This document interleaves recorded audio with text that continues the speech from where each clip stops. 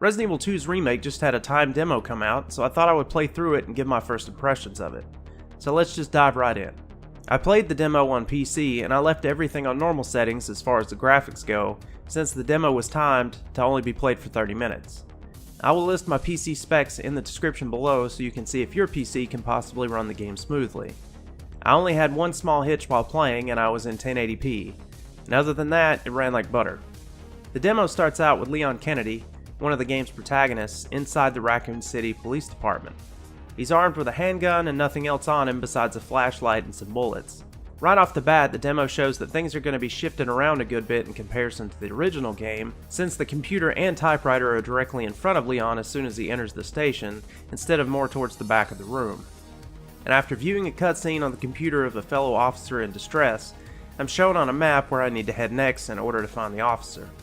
On the path to him, I find that the lights are out in most of the areas ahead, and Leon automatically uses his flashlight when the room is too dark. This reminds me a lot of the game Dead Space, and I like the fact that I have no idea what could be waiting for me around each corner. But instead of giving a direct play-by-play of the rest of the demo, I'm just going to talk about the things that I noticed and what I think about them. Leon controls a lot like he did in Resident Evil 4, but things also felt much smoother this time around. I had a few issues with him walking past when I meant for him to, and having to back up, but that's really the only problem I had there.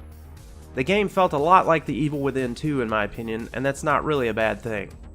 Aiming Leon's pistol felt pretty fluid, and combat felt good without Leon resorting to wild action moves or anything like that, and thankfully Leon can move while aiming, which is a great thing. The only downside to using the pistol was that it wasn't very powerful.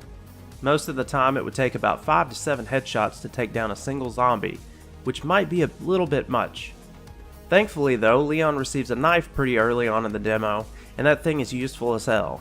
It can be used as a defense weapon if you're grabbed by an enemy, much like the original Resident Evil Remake, but it can also be used to slash enemies. It is extremely useful for both things, but there is a downside to this as well.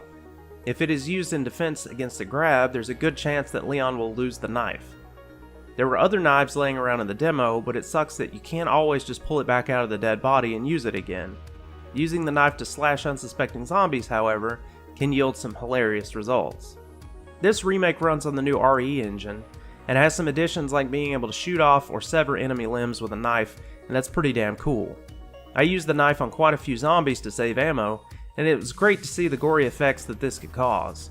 I even laughed hard when I caused a zombie to flip upside down while I cut him to pieces.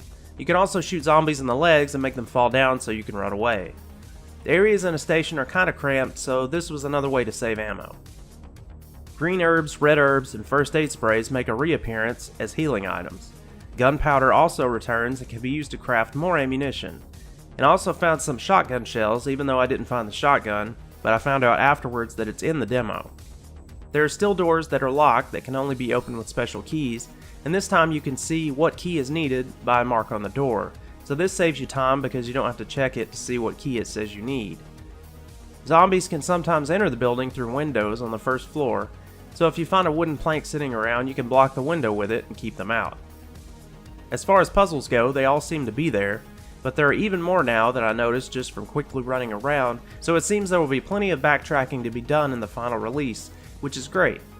I've always loved the feeling of accomplishment the Resident Evil games gave me for figuring out a puzzle, or finding that one missing piece of the puzzle that I needed. The inventory layout is just like Resident Evil 7, which I found to be really easy to use and is quite simple. I don't have any complaints about it, other than my mouse cursor and the inventory cursor was doubled up while I was using stuff, which looked odd. No big deal though. The graphics were great and everything ran really well.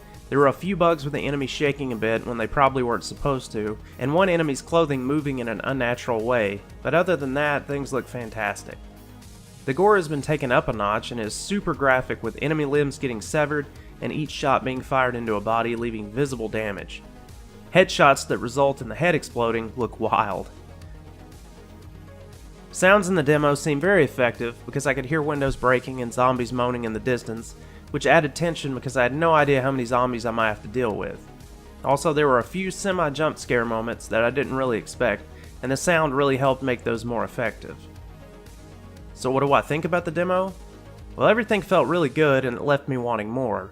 Seeing all the old environments from the original game shown in a new way with the updated elements from the newer games in the series is really cool to me.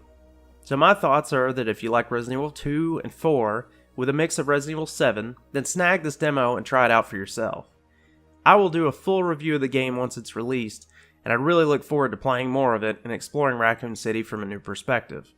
One thing though, once you play the game for 30 minutes, that's it. The game then locks you out and you can't play anymore. So make sure you try and see as much as you can during that time, and let me know what you think of it in the comments below. Also, if you liked the video, if you could, give it a thumbs up and subscribe to my channel. I would be super grateful. I have lots of content coming out soon, so stay tuned for more.